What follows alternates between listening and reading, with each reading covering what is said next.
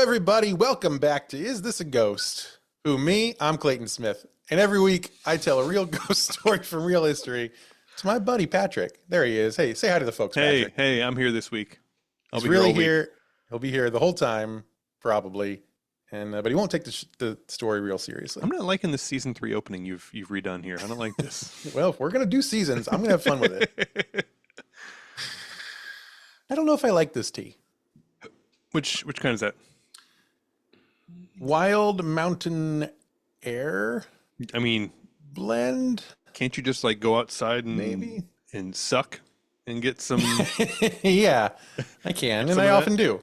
The neighbors don't like it. I'm having a big old goldfish bowl size mug of stress relief tea.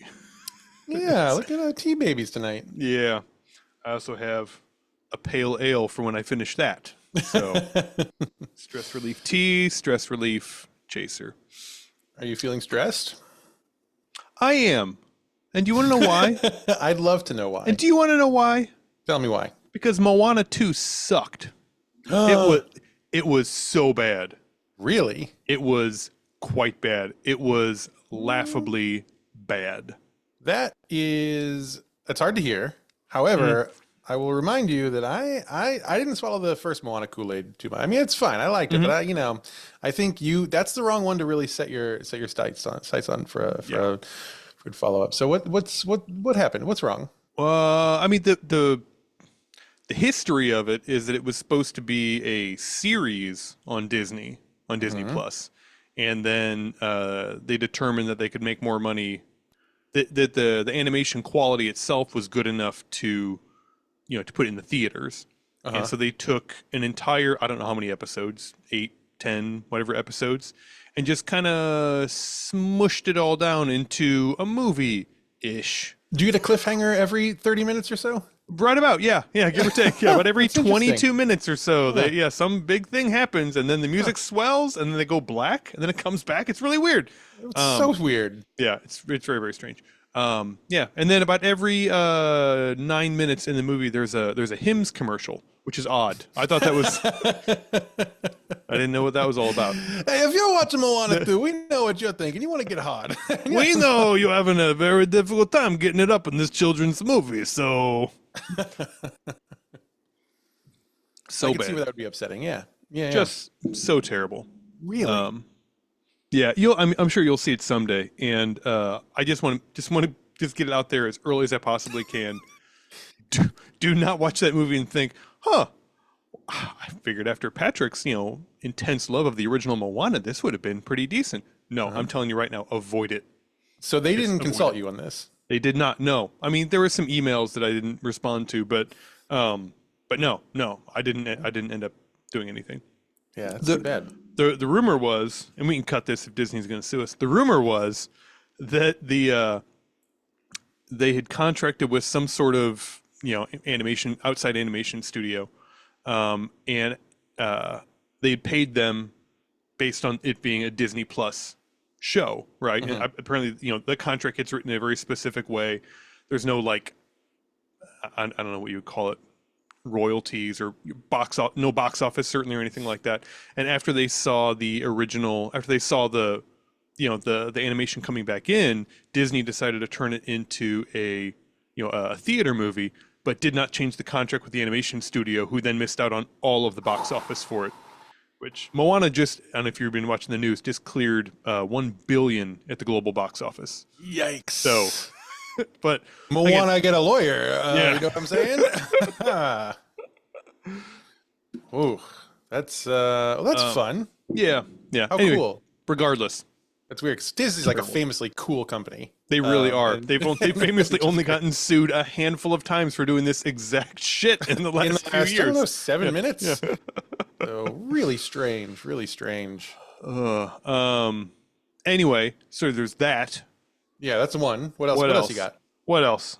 But you know what? When I do feel stressed, when I need to come down a little bit, you know what I need, and you know what I need in my mouth, Clayton? Some. Is it soup drops, Patrick? Some soup drops. I need a soup drop. I was hoping we would come to soup drops next because I have so many questions. So the soup drops. Soup drops. Do you want to explain what soup drops are for our I'm listeners? afraid I don't have a whole lot more explanation than you probably do, but I will attempt. Soup drops are they are allegedly cough drops made by the Progresso company. And instead of tasting like, I don't know, mentholyptus or any sort of berry or whatever the Ricola ones are flavored like, they're flavored like soup, like chicken soup. So you just pop one of those chicken soup cough drops in your mouth, and Willy Wonka style, it dissolves away as part of a balanced meal, I assume. If you've ever had a spoonful of chicken broth and thought, if only this were solid. Progresso has but the not a solution for you. chicken. Yeah, but No, I don't like no. chicken. No, not solid like that. And I'm seeing now Forbes has a great headline that I think sums this whole thing up nicely. Progresso soup drops explained. Has convenience culture reached its peak? Mmm. And it's way more convenient to get your soup as a cough drop Yeah. and in a bowl. Yeah, exactly. Just don't ask that girl who's swelling up like a blueberry in the corner. She doesn't get a vote, I'm afraid.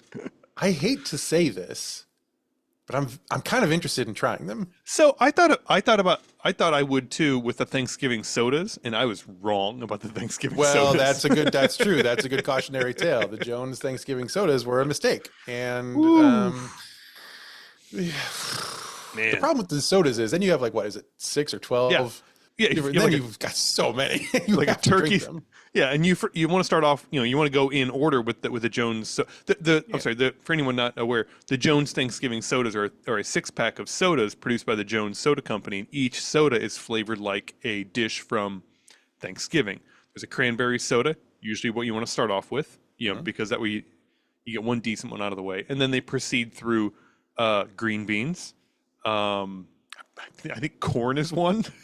Which is there like potatoes and gravy? Is that one? I think mashed potatoes and gravy is one. There might be a stuffing one, and then finally, oven roasted turkey soda. And if you can drink all of it, you can earn a lot of cred with me. You just won a lot of money from your friends because it's bad.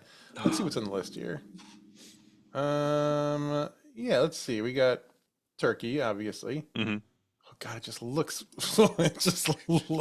foul. It looks like the drippings of the turkey. Mm-hmm. That might be all this is.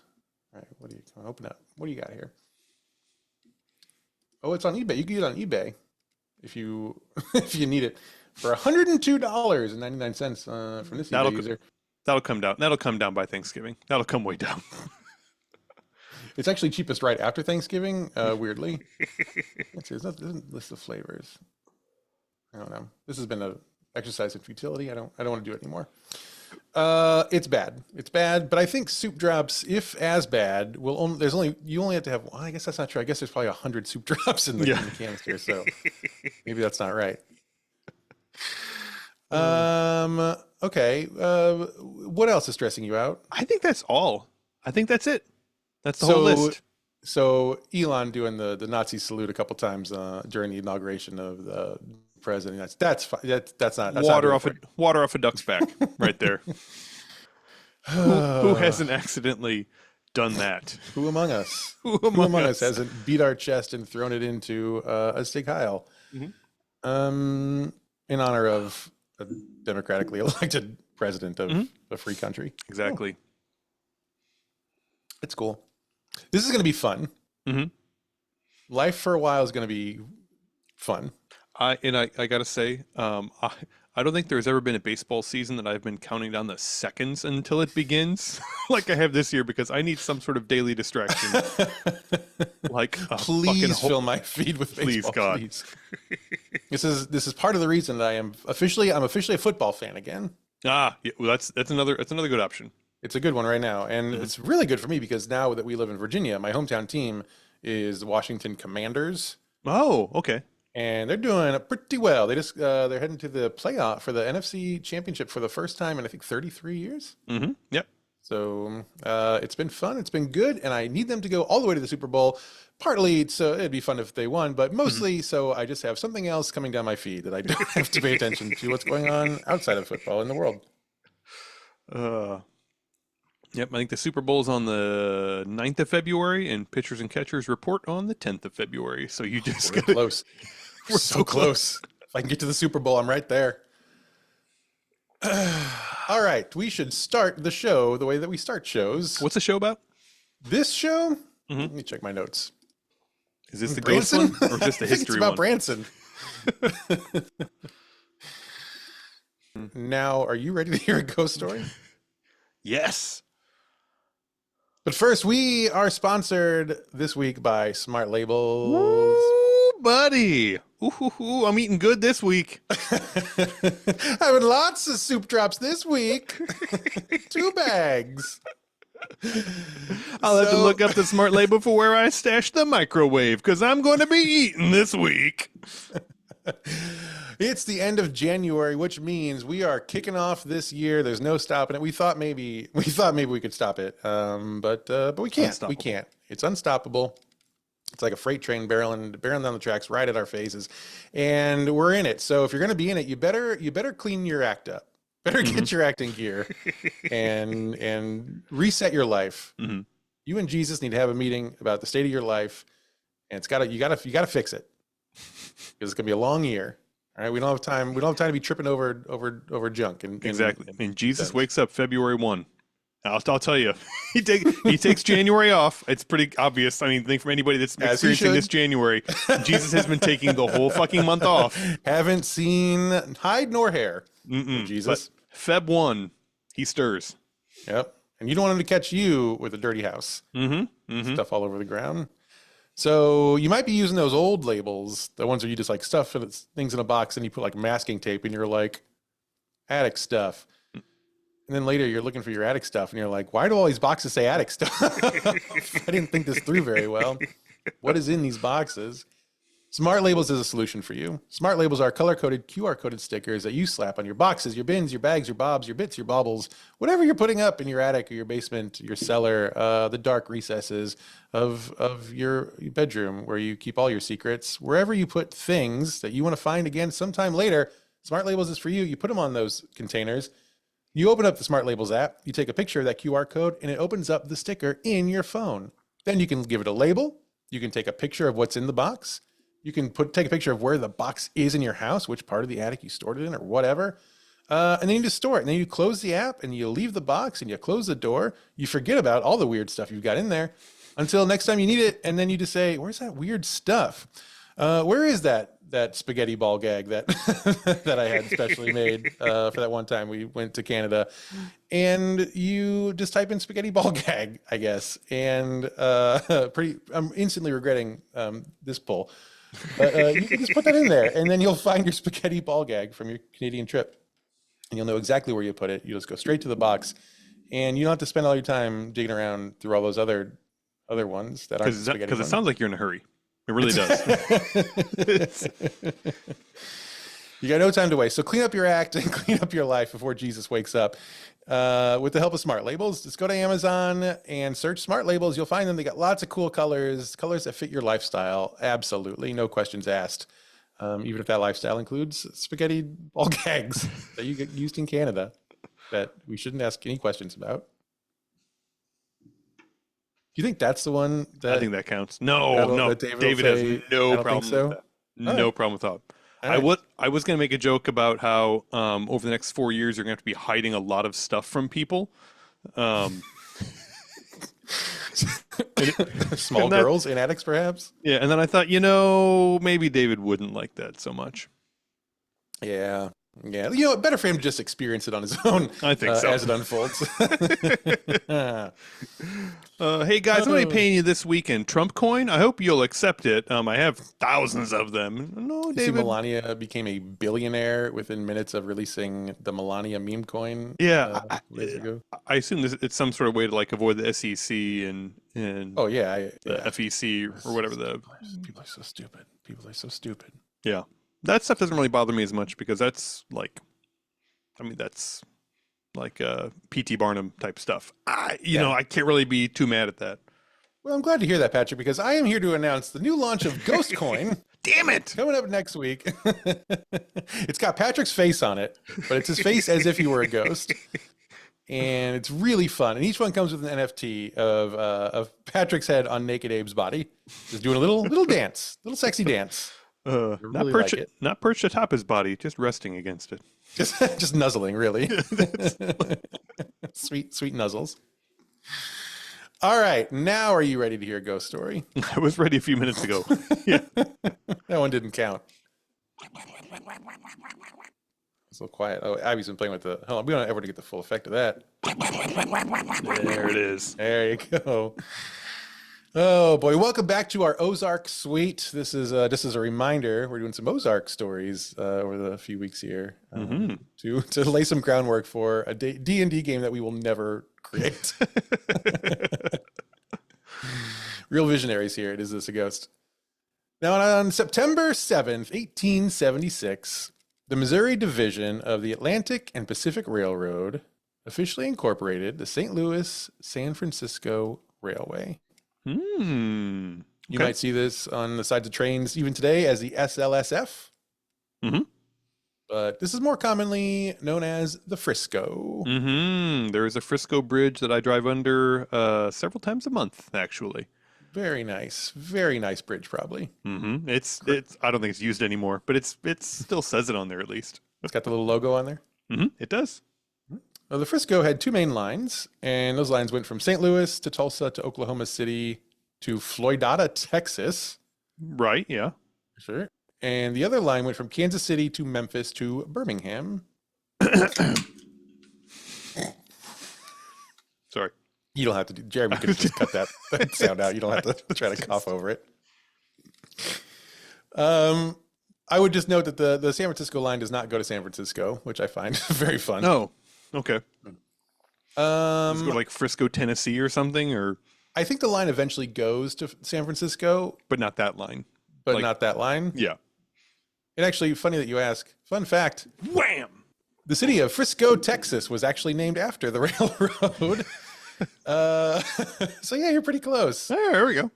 And it uses the former railroad's logo as the town logo. Okay. Now you're familiar with this logo. I'm familiar with this logo. Good old Missouri boys that we are. But I want to put it on the video here just for folks. There she is. On YouTube. There she is. Now the fun fact continues. This logo is modeled after a stretched out raccoon skin, which I did not know. But now that I've been told that, boy, is it impossible to not see it anymore. Sure makes sense when you look at it like that. Poor Frisco. Poor Frisco. And this is why the Frisco High School in Texas, their mascot is the Fighting Raccoons. The Fighting Alive Raccoons? They didn't fight very well if this is how they ended up. Isn't that something? Oh, man. All right, so the corporate offices for the Frisco were in St. Louis, Missouri, at 906 Olive Street, right downtown. So this is a few blocks from Bush, and only 1 block away from the downtown location of Pharaoh's Donuts. Goodness gracious. I miss Pharaoh's. Strange Donuts, and right underneath there, that's Pharaoh's. Pharaoh's right there. But Pharaoh's Donuts does not exist at this point, so no one's very interested in working out of that building. So the actual base of operations for the Frisco was where those two Missouri lines met, which was right at their junction in the town of Springfield, Missouri. Oh. Big railroad town, Springfield. Did you know? Had to be something there. Because by God, there's a whole community there now. It's not much to look at. Boy. Where are we here now? Oh yeah. So there's quite a few Frisco executives living in Springfield now in the early 1900s. And one of them is a man whose name is Harry Worman.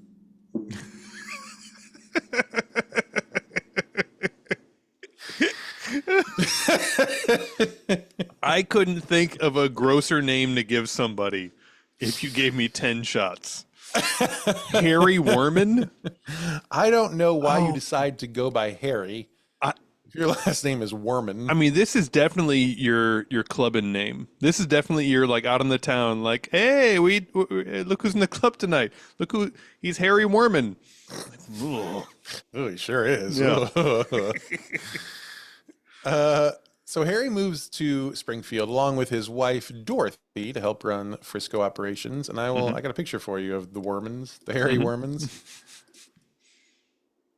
There's our guy. Yeah, it's not. He's okay. Yeah, I maybe not quite the club master I thought he was going to be. It is a super punchable face, though. Yeah, it really is very I don't know doughy. what it is about it, but it's very smug, very doughy. Yeah. It'd feel nice around your fingers for sure. And then there's Dorothy, and she likes to wear spikes on her head. Yeah. Was this back in the days whenever everybody's photos were actually on baseball cards for some reason? I'm confused. Yeah, I don't know what's going on here with that. Yeah. But that's our friends there. All right, so the Wormans move into Springfield. They like it there. They like Springfield. It's I'm sure it's very cosmopolitan. They're the ones. Okay. But of course, even though like the hustle and bustle of a big city is really cool. And they got that in spades in Springfield. At 2 Walmarts now. Woo! Now this is probably before the Bass Pro Shop was there, so I don't really know what they're doing in Springfield, but. But it's nice. They like it, but they like to get away from time to time. They get away from the hustle and bustle. The Wormans, they desired a peaceful countryside retreat, and their search for a retreat property brought them south down to the White River. Oh, beautiful area. Oh, really? Because last week you said it was a bunch of garbage, and you don't know why anyone who grew up in the Ozarks would want to see more Ozarks. This was before they opened the garbage plant on the White River, so this was, but it was very pretty back then. Yes, you can't call that campsite the garbage. I don't care how many white people camp there. You can't call it that. Not nice.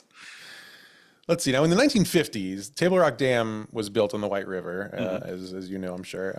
This makes Table Rock Lake, but this was the 1920s. So before the dam was built, the whole area was still pretty much a river basin. And on the south end of that basin, there's a pretty deep holler. And down in that holler is a spring-fed pool that is so deep that the Native Americans who were original to this part of the Ozarks, they told early settlers that it was a bottomless pit. Oof.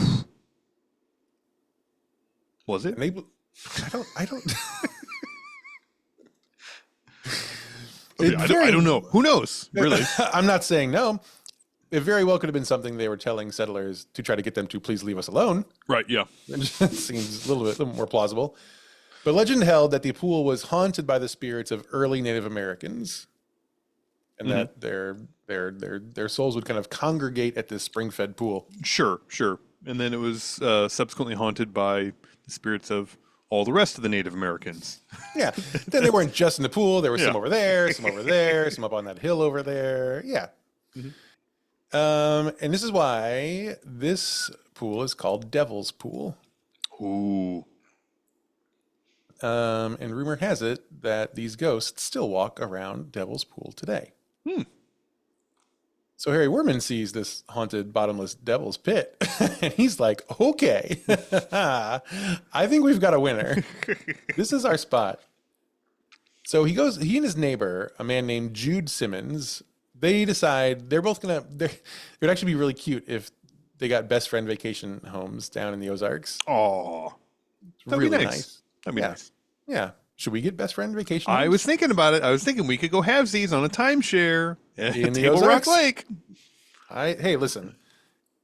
You draw a line around the lake, box out the strip of Branson. You got something. I love it. Now that could be a membrane that we could pass through, like ironically, if we want to go see, the Bald Knobbers show. But it's not the worst place to end up for vacation. It's not the best place to end up. It's definitely not the best place. No, It's better than Lake of the Ozarks. Oh God, is it ever? So anyway, so they go down there together. They see the Devil's Pool holler, and they're smitten. So Harry buys part of the land, and Jude buys the other part. They split this parcel, which it's a pretty big parcel. Now Harry and Dorothy plan on building a house that'll serve as a weekend retreat, and also an estate for hosting very fancy parties for their friends. Wow. Okay. Yeah. Hey, Listen, I need you to drive down here about an hour and a half. Okay. It's going to be a lot of mountains. The roads are super dark. It's pretty treacherous. And it's the 1920s. You'll hear so many gunshots and you'll feel them as they hit your car. But if you get there, it's pretty fancy. So they get to work on building a house. They built a house that's it boasted an array of luxurious amenities, including running water, electric lights, and Taney County's first telephone. Oh, wow. Okay. I don't know how convenient it is to have the first telephone. Like, you gotta, it's everything's what long you doing? distance, right? Yeah, exactly. You gotta, it's a real brag because you're like, oh, this only makes long distance calls. He's going to town and trying to talk other people into buying telephones all day long. That's all you do. Please, Would you like to talk to me? Like, not right now, but like so lonely on down the phone. here. Would you like to talk to me without looking at my face? Actually, I kind of would. This punch me punchable more and more. So most folks in the Ozarks wouldn't have these amenities for decades still. And having spent a lot of time down there, I think a lot of them still haven't moved their toilets indoors. Oh boy. Let's see. They had a chauffeur who had his own rooms above the garage. The caretaker lived in the neighboring cottage.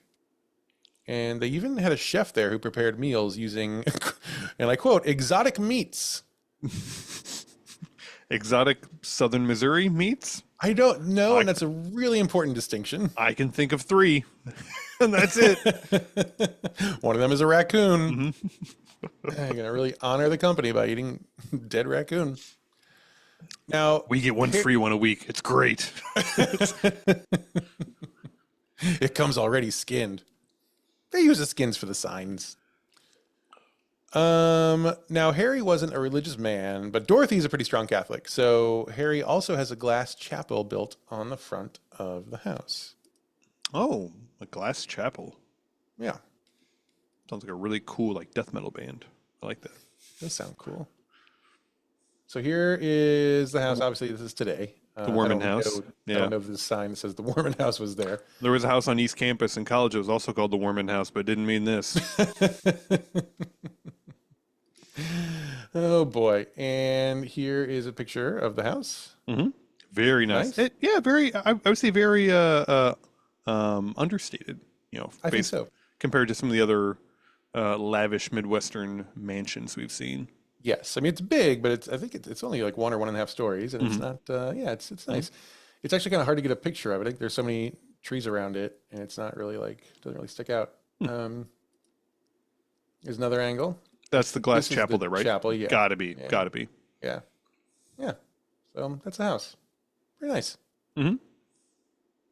So where are we here? It's a great house. Now Dorothy, she's quite a bit younger than her husband Harry Worman. She's about half his age. Ooh, okay. And that gleam of youth made her stand out in Branson in the 1920s.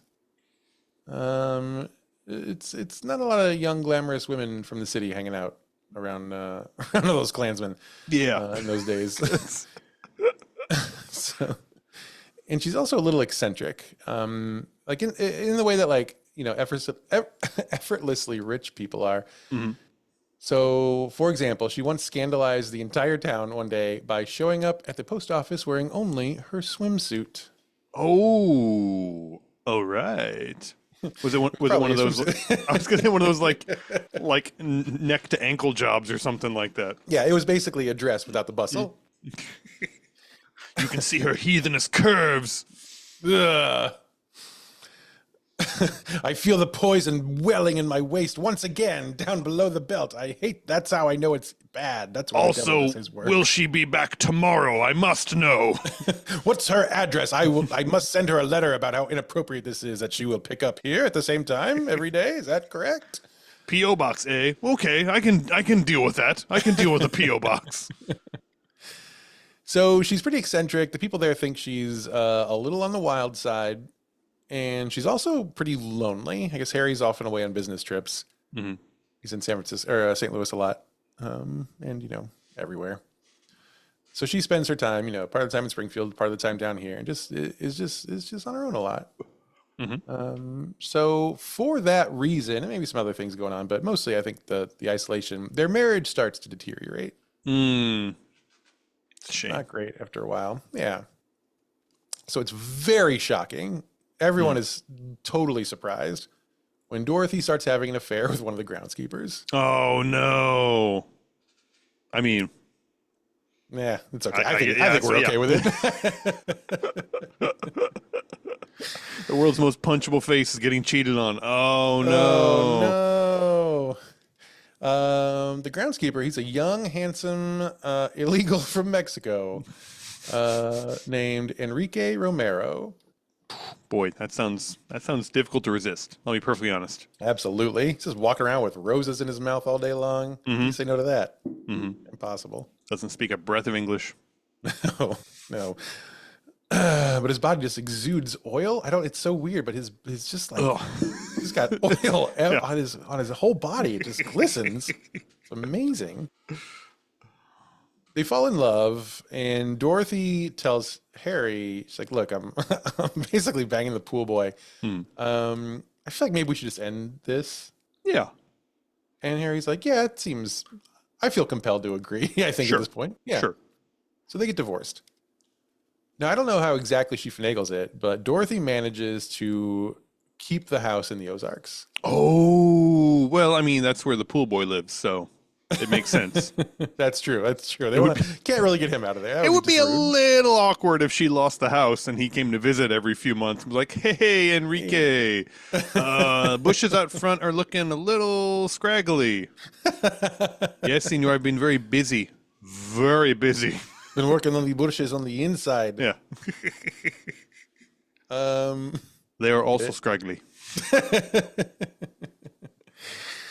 So she and Enrique live in the house for a while. But after a few years, they decide they're going to move back to Mexico. Oh. Going to move to Enrique's home. Good for her.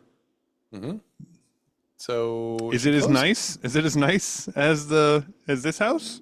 I don't know the answer, but we're gonna, in a way, we'll answer that question shortly. Okay, great.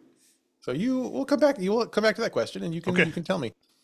So Dorothy closes up the house, like she prepares to leave, but she doesn't sell it. She's keeping it.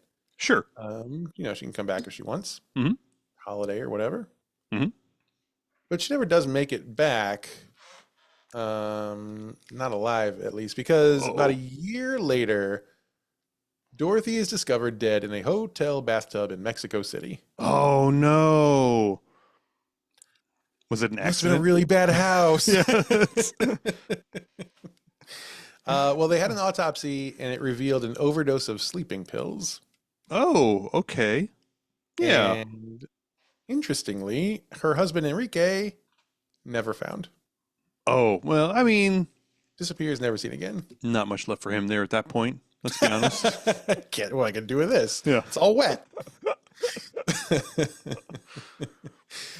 So she dies down there, sadly. Now she doesn't have a big community in Mexico, especially not with Enrique on the lam.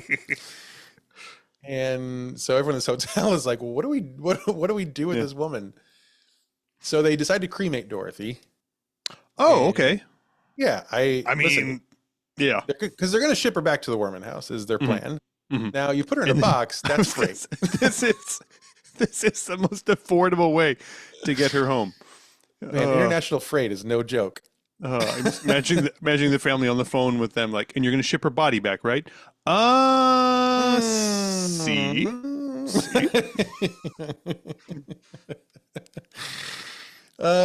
So they cremate her. Her ashes are sent back to the Worman House. At the Worman House, there is a funeral held. If you can call it a funeral. Is it called a funeral if no people show up? Oh, I don't know what that's called. Is there a name? I don't know. I don't know if we have a name in English for that. I know there's one in German, but I don't think we have one in English. The only person in attendance, besides Dorothy, if we can count her, I guess, is the pastor who said the prayers. A young man named Dr. Graham Clark said a few words, and then he said a few words and spread her ashes on the back porch. It is so cold outside. I am not going out there. She liked the porch. Okay. I'll open Yeah. the door and I'll throw Yeah. them out from here. I will put them outside. Oh, but- they've all blown back in. Oh, they've all blown back God. in. Oh, Well, she God. liked the porch. It said she liked the porch. So that's where she lives now. In the floorboards of the porch. Oh man! And today the Worman House is part of the resort at Big Cedar Lodge. Oh, really? Interesting. Okay, I was wondering why all the photos were like really, really well staged. Yeah. Now it makes sense. Yeah. Now it's the home of a fine dining restaurant. For the resort. Do you want to, for those not familiar, do you want to kind of give a rundown of Big Cedar Lodge? Oh, it's the nicest place in southwestern Missouri. Oh, hands down. Easily. Not The not nicest close. place in Missouri. Yeah, with all the scenery and whatnot. I mean, it's just an extremely lavish resort in Southwest Missouri. Yeah, run by one of the biggest bigots that we got down there. I Correct. think. Yeah. Yes. Johnny Morris. Yeah.